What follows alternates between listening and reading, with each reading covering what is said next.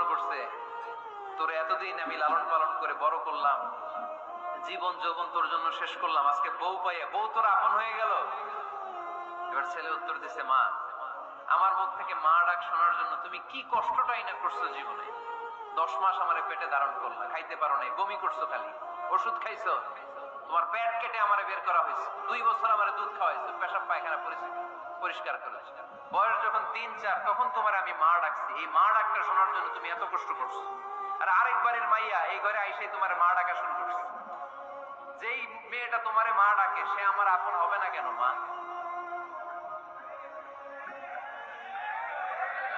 ঠিক কিনা?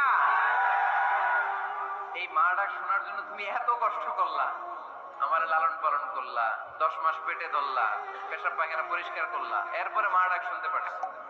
আর আরেকবারের মেয়ে জানা নাই চিনা নাই এসেই তোমার ডাকা শুরু করছে মা।